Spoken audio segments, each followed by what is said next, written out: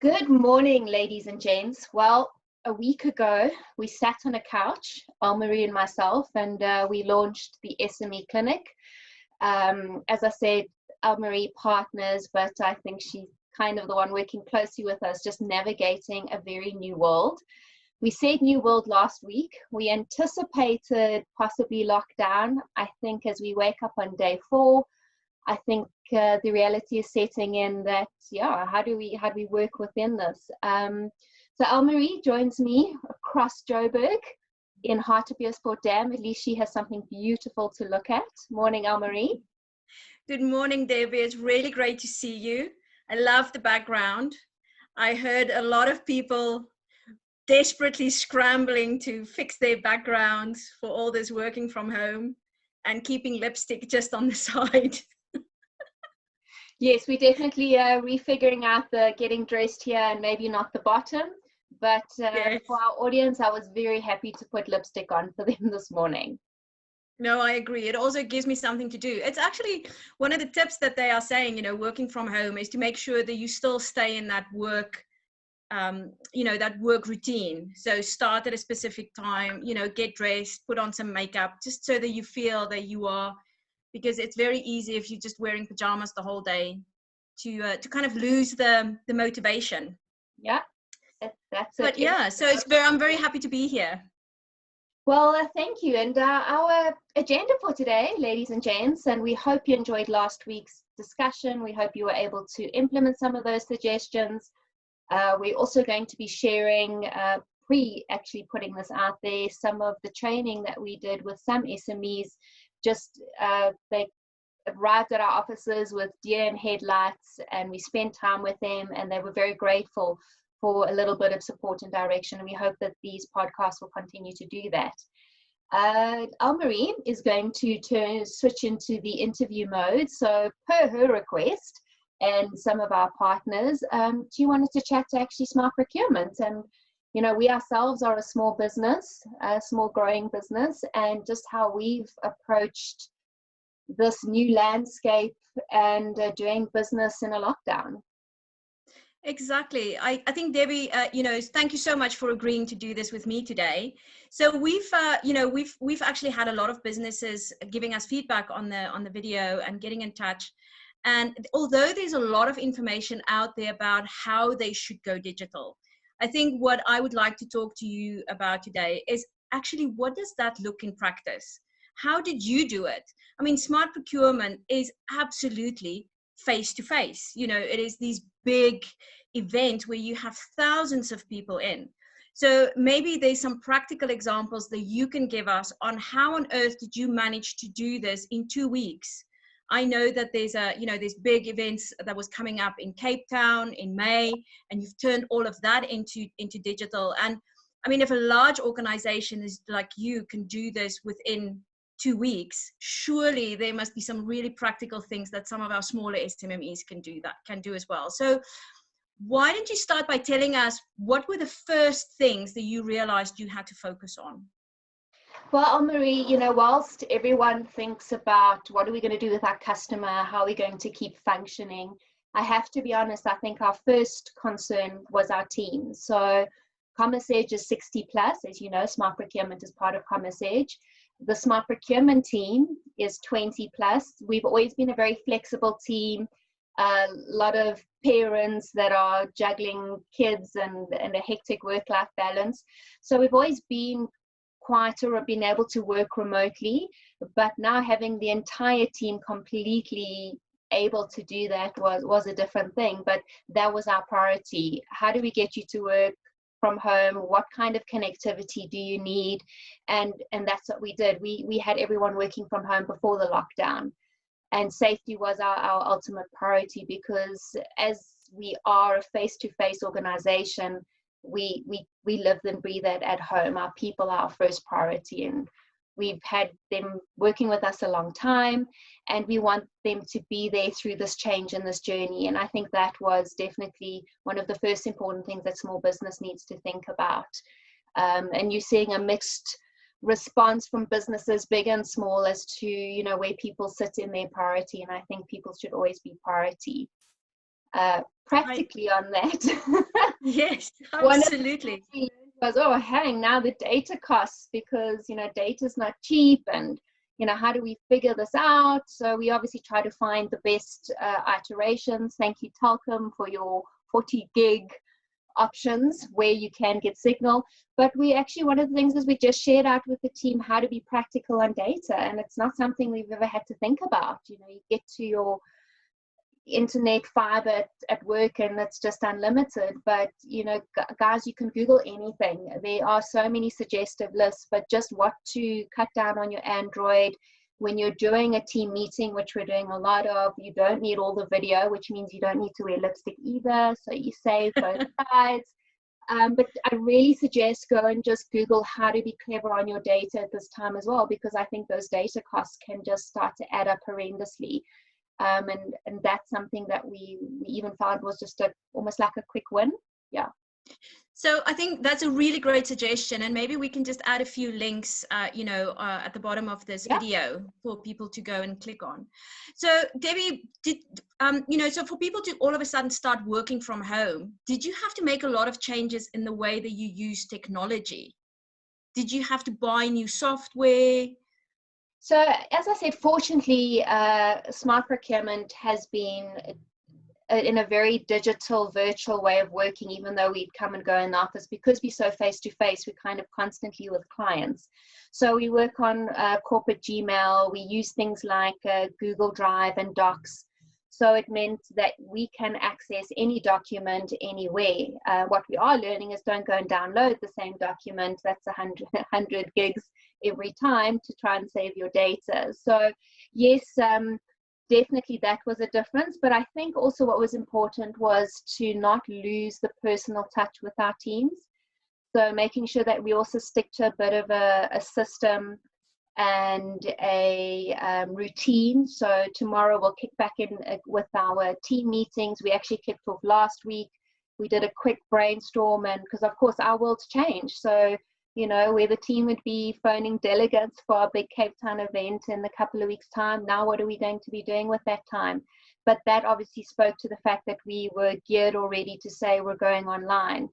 And what's very important around our business is we serve two very important needs. We're pushing the professionalization of procurement. We're a repository of information for the procurement community.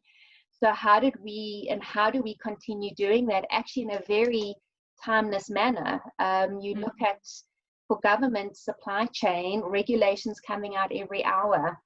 So we've already kicked into daily webinars with a partner, Sean Scott, inviting all our supply chain partners to be part of that. We've started WhatsApp groups. And we probably will actually take that webinar onto one of our systems, our Smart Procurement online system, and where people will be able to get information as well. So it was also important to say, look, we may not be selling delegate tickets right now, but how do we make sure that we are supporting what supply chain, because it is an essential service, supply chain and government needs to keep functioning. And that skills gap is not suddenly going to disappear because it's a disaster. They still need support, they still need information. And the second is our small business. Yeah.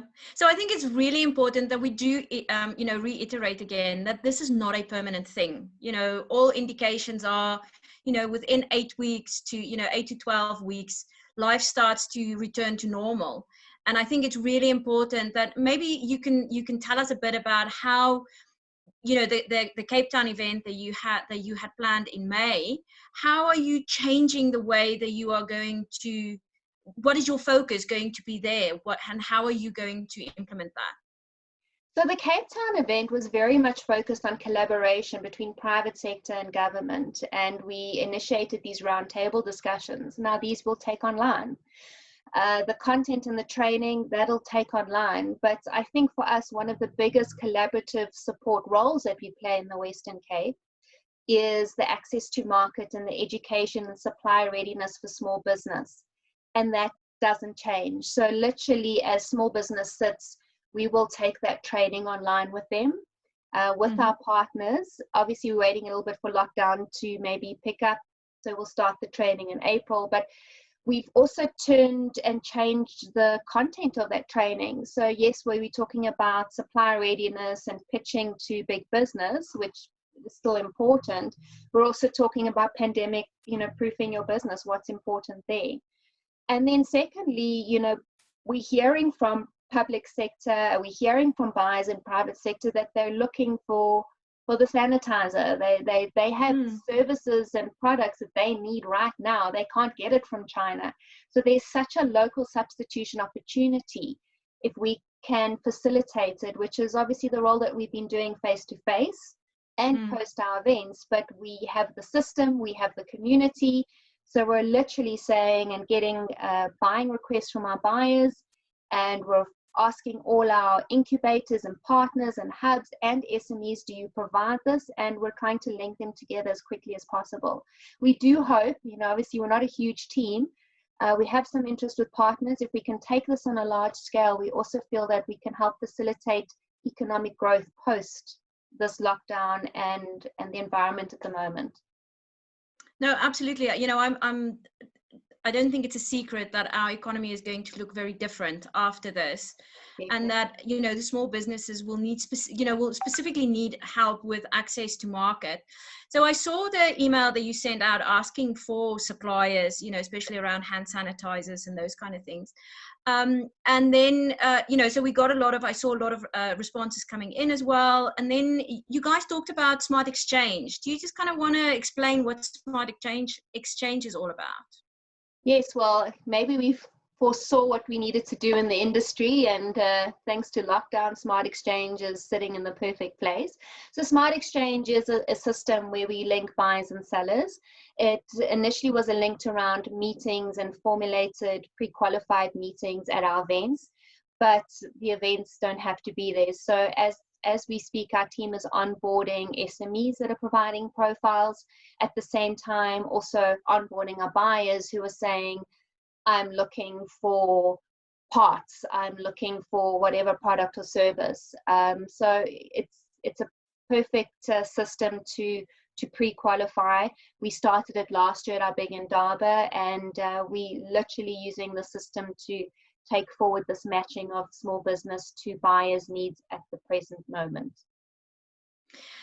Debbie, do you think that people will adapt to doing these kind of things online easily? Or do you think it is something that we are just going to do temporarily and then go back to life as normal? How do you see all the changes that you are implementing now? How do you see that not changing your entire business model?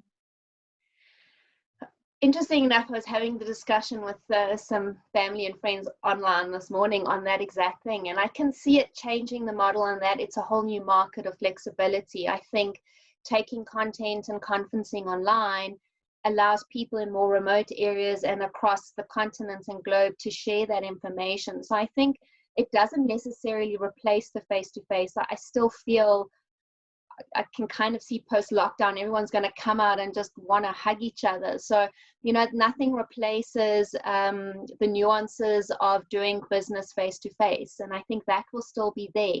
In terms of adoption now, I do see that I think for many, it's a new way of trying to do business. Even sitting here and having this conversation and learning how to engage with you on a camera, looking at the camera, not looking at myself, doing my thing, just how to have presence. And I definitely think for small business, one of the things that I hope we can get to cover a little later is how to sell your business in this way, how to make an impression, and how to be very clear on your product and service in this environment where I'm not standing holding the product. I now have to do it online. And I think there's still a big learning curve of how to make that happen. And I definitely think we're going to see that business can happen more efficiently, because I don't need to take 3 hours in my day for one meeting. I can have 3 meetings like this, as long as we're getting used to it and we follow an etiquette and learn how to do it. Yeah. Debbie, I have to be honest, I am absolutely in awe how quickly you've managed to turn this around, and congratulations. The other thing that I really appreciate is the support that you are giving to small businesses and helping them to find the markets where they are now. Is there any last thoughts from you? Oh, what I close off with, I think I want to say thank you to our partners. Smart Procurement kind of brings communities together. And I want to say to small business, I've spoken a lot about how we set up our staff, but I think that's also because it's brought these minds are literally, that's how we've turned around, and they've been open to new business, and they're part of engaging with our customers as well. So I think don't lose the humanity of where we are now, and don't lose touch with customer getting stuck behind the computer either. Pick up the phone, be in touch with your community and customer at the moment, because I that's where I think the support is going to come from. And that's what we've seen. We've seen our partners just putting up their hands and going, what can we do? How can we help? And I think if we continue that, we can stay safe home together. Absolutely, and we'll get through this.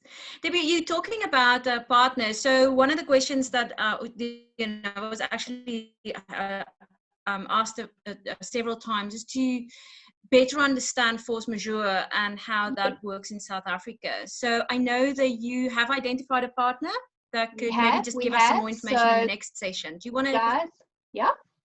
Very excited to be sharing that with you. I think it's something very practical right now for you to consider and listen to. So watch the link below, keep in touch with our community, and you will see some very relevant and practical suggestions around force majeure for your small business.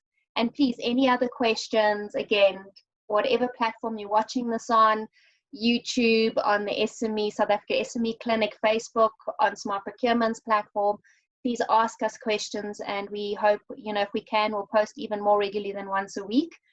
And before you know it, it'll be that new dawn of new business. Absolutely. And we already have big plans for when we open doors, no? Absolutely. So thank you, guys. Stay safe, stay connected only in this way, and just think you're camping for now. You don't need to go to the shops every day. We need to flatten the curve. Okay. All Cheers. right. Thanks, Debbie. Bye.